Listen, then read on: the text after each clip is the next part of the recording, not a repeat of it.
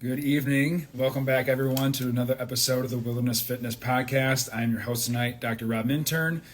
Tonight, we are going to be talking about enhancing your bow poundage do's and don'ts. Before we get into that, I want to talk about the Spicy Saturday workout. Justin has another doozy whipped up here. This is going to be the last one for February. The 28th of February ends up being next Friday, and so Saturday will be March 1st. So there's going to be, I think, 5 workouts in March here. So this will be the last one for February, and he's kicking it off.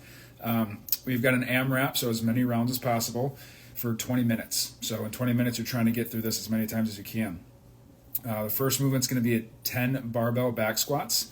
The next movement's going to be 10 sit-ups. The next movement's going to be 10 push-ups. Then you've got 10 forward lunges with the left leg and 10 forward lunges with the right leg.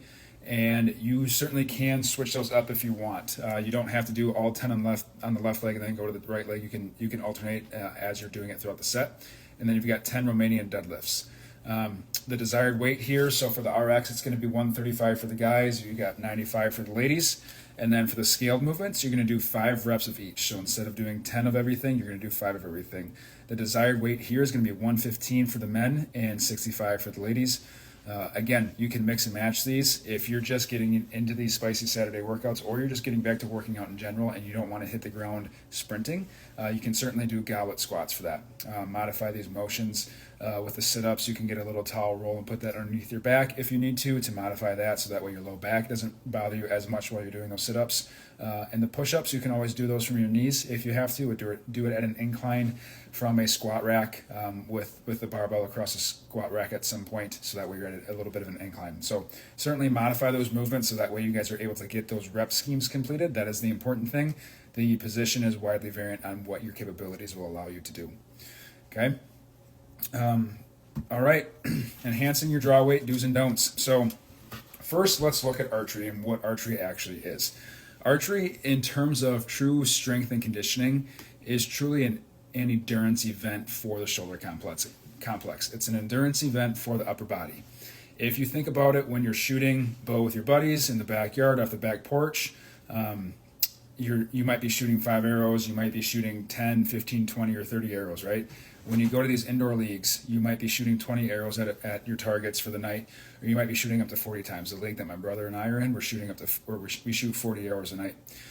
When you go to outdoor 3D events, you go to TAX, Beast Mode Archery events, Western Hunt Fest, Rockman Games, that sort of stuff, you're going to be shooting anywhere from 20 to 40, 60, maybe 80 arrows a day, depending on how many courses you do and how many warm-up shots you take. So it's an endurance event for the shoulder.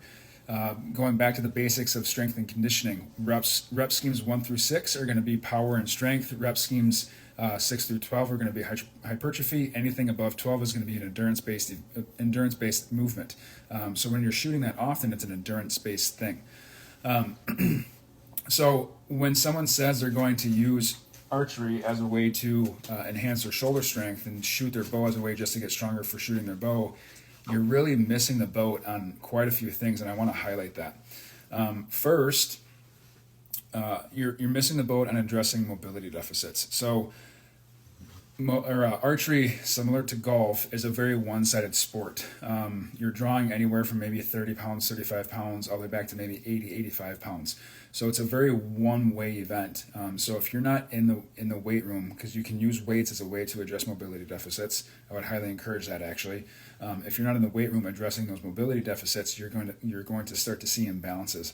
Now, they may not show up in your archery life, but they may start to show up in your everyday life, especially if you're someone that shoots 20, 30 shots a day.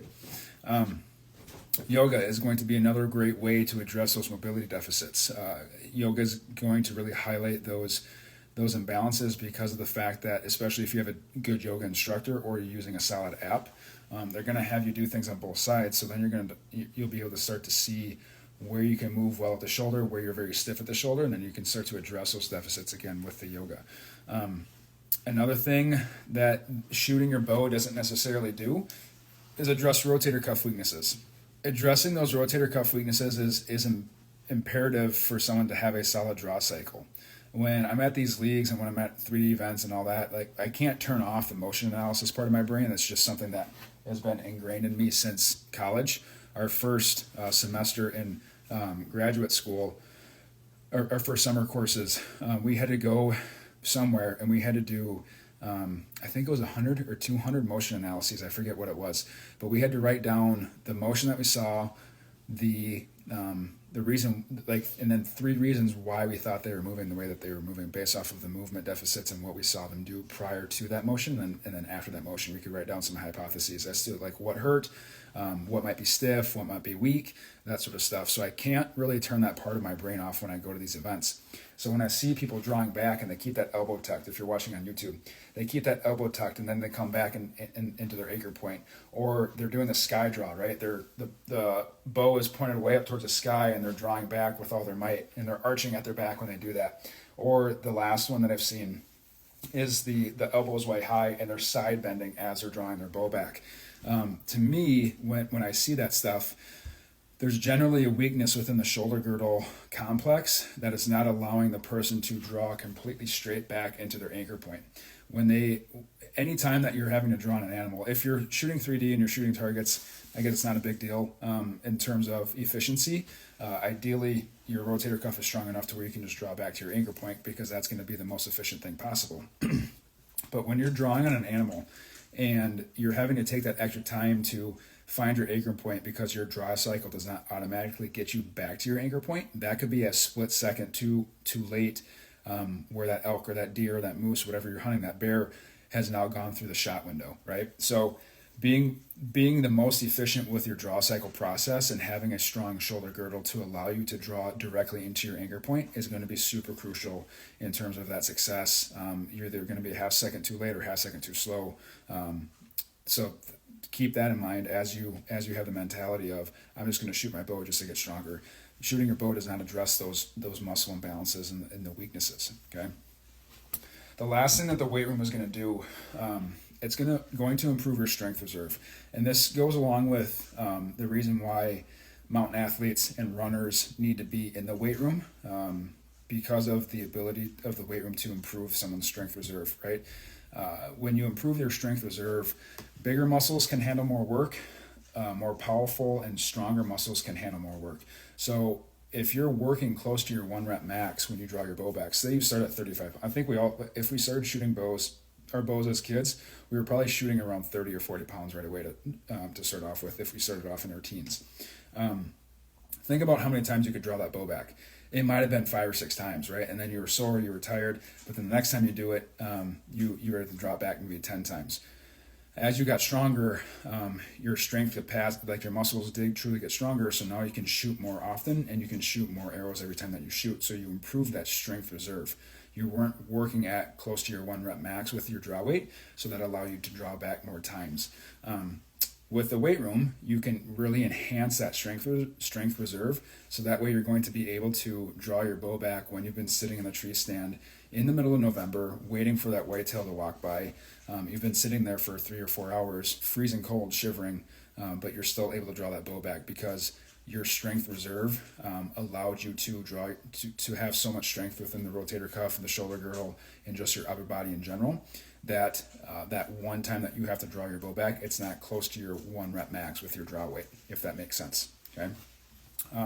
So those are the benefits of getting in the weight room. Okay. So, and I've talked about yoga a little bit with the mobility, but yoga is also a nice way to address the stability deficits. When you get into positions like down dog and up dog and side plank and some of these other positions that have you in a single arm stance or double arm stance, but you're putting a lot of weight through your hands, you're really enhancing that shoulder stability. It's called approximation. So you're getting compression through the joint. And it's creating a lot of muscle activation, especially if you're not moving. It's a very isometric meaning there's no motion, but this muscle is still active. That type of muscle contraction gets a lot of muscle activity. So it's going to get the rotator cuff, it's going to get the shoulder girdle strong within that position. Believe it or not, side planks, depending on what hand you shoot, or what eye dominance you are, therefore what hand you shoot. When you do a side plank on that bow arm, on that stability arm, that's super good for addressing the stability deficits that you need to push when you're pushing away with that bow arm, with that holding arm. All right. So some things that you don't want to do, and I've touched on this already, but you don't want to shoot just to get stronger. I've talked about the different draw positions. You've got the sky draw, you've got the elbow tuck draw, you've got the elbow high side bend draw. Again, you want to have your draw cycle the most efficient possible, so that way you're drawing back directly to your anchor point. I'll use another example as far as kids in basketball. So when you're young, or if you have young kids, like say you didn't play sports, but you have young kids, when you start them off playing basketball, generally you get a smaller hoop, right? You get maybe like a 5-foot hoop. I don't know. I don't have kids, so I don't know where that starts. I was too young to know where that starts when we started getting our stuff. But you get the shorter hoop, you get the smaller hoop, so that way your kids are able to have success. Your kids are able to shoot that ball many times over and over and over again, right? You don't get them on the official high school size ball, the middle school size ball, and then have them shoot at a 10-foot hoop. One, their technique is going to freaking suck. Two, they're not going to experience success with shooting the ball, so they're not going to want to do it as often, right? But as they get stronger, as they get bigger, you can increase the height of the hoop.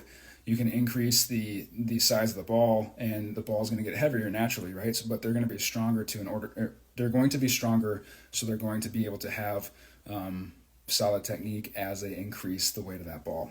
Okay, you don't see kids shooting the basketball at that high hoop to improve their technique, right? That just influences poor technique when you do that. So it's the same thing goes when you're shooting your bow. You're not trying to shoot your bow to get stronger. You're trying to shoot your bow to have proper technique. So you want to be mindful of that. You're not trying to progress the draw weight quicker than what your strength is going to allow you to do. Okay, if you're really straining to draw your bow back, dial back the draw weight, so that way the poundage allows you to draw to that anchor point, so that way you can focus on the technique, and as you get stronger with your workouts, then you can start to enhance that draw weight.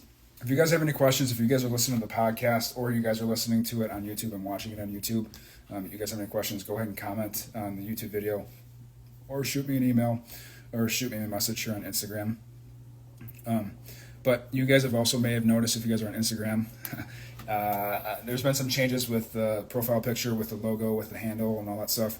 I'm slowly transitioning to the new brand as things come along, and the website, it's coming along slowly, but it's coming along nicely. So I'm excited for things to start to finalize and start to get in place. But I hope you guys have a great rest of your evening. I hope you guys have a wonderful weekend and get outside and enjoy this warm weather before we start to get more snow and more rain next week here in Wisconsin. Anyway, you guys take care. We'll talk to you in the next episode. Peace.